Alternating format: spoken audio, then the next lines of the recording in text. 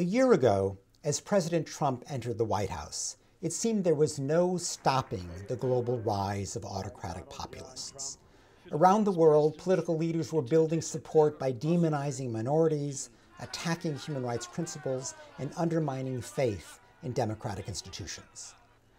What's been remarkable in the last year is the enormous resistance to that agenda that has emerged.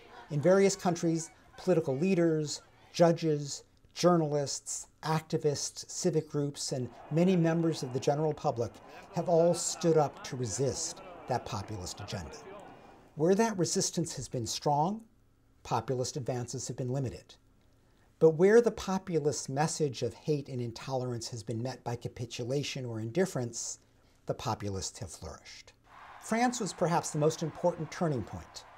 Emmanuel Macron showed that it was possible to beat overwhelmingly the National Front, not by emulating its messages of hate, as many other European politicians had done, but by standing up vigorously for democratic principles.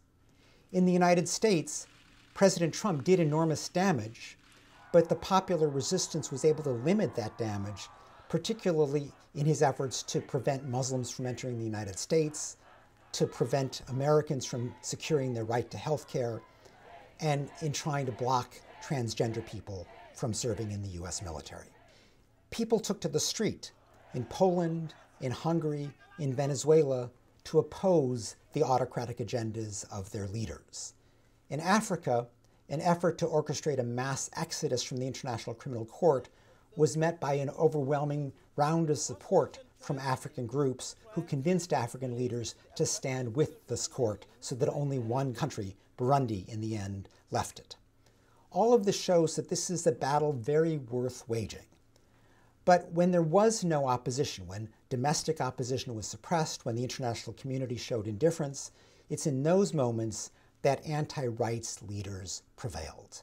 In Turkey, President Erdogan decimated democracy because European countries were more concerned with enlisting his support in stopping the flow of refugees. In Egypt, President Sisi crushed dissent because most Western governments bought into his argument that he was providing stability. In China, the government proceeded with the most intense crackdown on dissent in a generation because most governments were more concerned with securing Chinese contracts.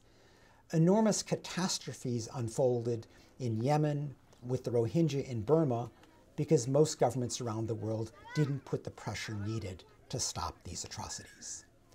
But all of this shows that there is a real struggle underway. There is a battle worth waging. What is needed now is engagement, not despair. A principled defense of human rights and democratic principles rather than capitulation to those who attack those principles.